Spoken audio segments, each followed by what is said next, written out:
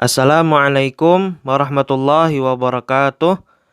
Marilah kita mulai pembelajaran kita dengan membaca basmalah. Bismillahirrahmanirrahim. Oke, alhamdulillah. Kali ini kita akan mempelajari materi bab 3 kelas 7, yaitu tentang sholat fardu 5 waktu sebagai pembentuk karakter disiplin. Kita mulai. Yang pertama adalah sholat fardu. Sholat menurut bahasa adalah doa untuk meminta kebaikan. Menurut istilah, sholat merupakan semua perkataan dan perbuatan tertentu yang dimulai dengan takbir dan diakhiri dengan salam. Itu yang dinamakan sholat. Maka yang dinamakan sholat fardu yaitu sholat yang dikerjakan 5 waktu dalam sehari dan semalam, yaitu subuh, zuhur, asar, maghrib, dan isya. 5 waktu sholat fardu. Yang pertama itu subuh. Kapan waktu subuh? Karena di daerah kita banyak sudah yang ada jadwal sholatnya, apalagi di aplikasi HP sudah ada jadwal sholat. Jadi untuk menentukan waktu sholatnya itu mudah. Kalau subuh itu sekitar jam 5 kurang atau jam 5 lebih untuk subuh. Terus lagi zuhur itu tengah hari. Asar sekitar jam 4, jam setengah 4 itu diantaranya itu asar. Terus lagi maghrib ketika tenggelam matahari, yang terakhir isya. Jadi kalian sudah tahu aja untuk waktu sholat fardu. Yang selanjutnya itu dasar hukum sholat fardu. Sholat fardu merupakan rukun Islam yang kedua setelah membaca 2 kalimah syahadat. Bahkan sholat menjadi penanda untuk membedakan antara orang yang kafir dan muslim. Oleh karena pentingnya kedudukan sholat bagi setiap muslim, banyak ayat-ayat Al-Quran yang menegaskan perintah untuk melaksanakan sholat. Di antaranya firman Allah Ta'ala, "Maka laksanakanlah sholat dan tunaikanlah zakat, dan berpegang teguhlah kepada agama Allah. Dialah pelindungmu, dia sebaik-baik pelindung dan sebaik-baik penolong." Quran Surah Al-Hajj ayat 78. Itu salah satu di antara dasar hukum sholat fardu. Yang selanjutnya syarat sah dan syarat wajib sholat fardu. Jadi yang pertama kita akan membahas dulu syarat sah. Yang pertama beragama Islam, baik laki-laki maupun perempuan. Jadi yang diwajibkan sholat itu orang yang beragama Islam. Terus Islam yang bagaimana? Islam yang telah memasuki akil balik. Namun bagi anak-anak yang melaksanakan tetap sah sholatnya selama sudah mumayyiz. Apa itu mumayyiz? Mampu membedakan yang baik dan buruk.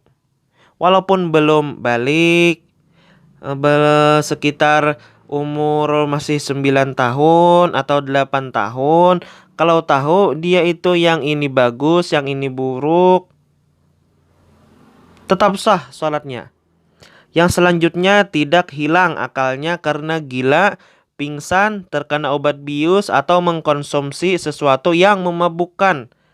Akibat hukumnya orang gila jika terkena dosa, tidak terkena dosa jika meninggalkan sholat, tetapi jika sembuh disunnahkan mengqadha, mengganti sholat-sholat yang ditinggalkan. Terus lagi orang pingsan tidak terkena dosa jika meninggalkan sholat, tetapi jika siuman disunnahkan mengqadha, mengganti sholat-sholat yang ditinggalkan. Terus yang terakhir orang terefek obat bius tidak terkena dosa jika meninggalkan sholat, tetapi jika siuman disunnahkan mengqadha, mengganti sholat-sholat yang ditinggalkan. Adapun untuk syarat wajibnya, yang pertama beragama Islam. Asalkan orang itu Islam, wajib dia untuk melaksanakan sholat. Terus, mumayyiz, dapat membedakan baik dan kada baiknya, yang menguntungkan dan merugikan, dan seterusnya. Tidak hilang akalnya. Jadi selama akal kita masih ada, masih bisa berpikir, masih normal, wajib untuk sholat. Seterusnya, masuk waktu sholat. Terus, suci dari hadas kecil dan hadas besar. Terus lagi, suci dari najis baik mukhaffafah, mutawassithah, dan mughallazah. Terus, menutup aurat, menghadap arah kiblat, berniat, tertib sewaktu menunaikan sholat, muwalat. Muwalat artinya tidak terputus-putus dalam melaksanakan setiap rukun sholat. Terus lagi, tidak berbicara kecuali yang berkaitan dengan bacaan-bacaan dalam sholat. Tidak banyak melakukan gerakan yang tidak berkaitan dengan sholat. Tidak mengunyah makan dan minum. Nah, itu untuk syarat sah dan syarat wajib sholat. Yang selanjutnya, perkara-perkara yang membatalkan sholat. 1. Datangnya hadas kecil maupun hadas besar di tengah-tengah sholat. Misalnya ada yang kentut, maka sholatnya batal. Terus lagi, menempelnya najis yang tidak dapat dimaafkan pada badan, pakaian, dan tempat sholat, kecuali langsung disingkirkan. Misalnya kalian sholat, rupanya di atas kepala ada burung lewat, dan ada keguguran kotoran burung, maka sholat kita batal. Kecuali misalnya seperti tai cicak, ada gugur di lengan baju kalian, misalnya kalian langsung melihat, langsung kalian hilangkan. Seperti apa? Kalian dikepekkan, jadi najisnya itu tersingkirkan, maka sholatnya tidak batal. Selanjutnya lagi, mengeluarkan ucapan ketika sholat selain ucapan atau bacaan sholat. Misalnya ada yang latah atau terkejut waktu sholat, ada guntur, misalkan copot ya, seandainya contoh, maka sholatnya batal. Terus lagi, tertawa lebar.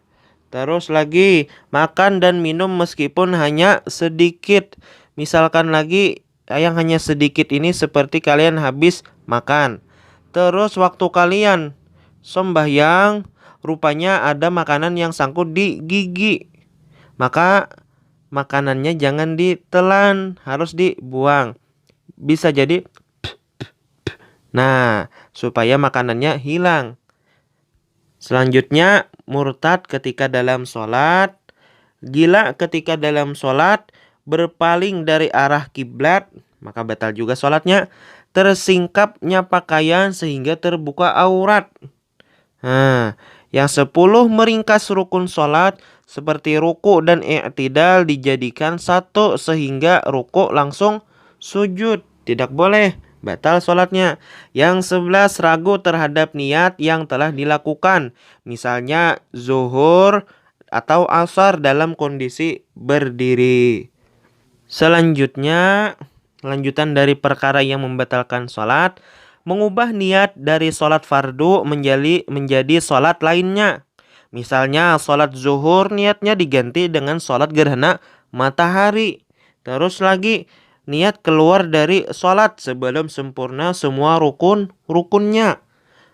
Lagi, bimbang dalam sholatnya, apakah akan meneruskan atau membatalkan sholat. Menggantungkan pembatalan sholat pada suatu perkara. Contohnya, dalam sholat mengatakan, jika haid datang, saya akan membatalkan sholat. Atau kalian ada memiliki jemuran, waktu itu hari sudah mulai mendung, jadi kalian waktu sholat berkata dalam hati, seandainya waktu hujan turun, aku akan membatalkan sholat untuk mengangkat jemuran, maka sholatnya batal seketika itu juga.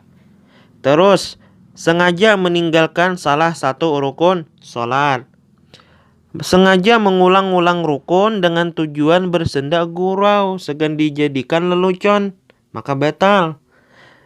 Mencampur aduk rukun sholat. Terus bermakmum pada orang yang sholatnya tidak sah seperti kepada orang kafir. Sengaja memanjangkan rukun yang pendek. Mendahului atau tertinggal dua rukun yang berupa rukun fi'li yang dilakukan imam tanpa uzur. Mengucapkan salam sebelum waktunya. Terus mengucapkan takbiratul ihram kedua kalinya dengan niat memperbaharui sholat. Lagi dengan sengaja kembali duduk tasyahud awal pada saat sudah dalam kondisi berdiri. Nah, jadi pembelajaran kita Bapak cukupkan dulu sampai di sini. Salah khilafnya Bapak mohon maaf. Billahi taufiq wal hidayah waridha wal inayah.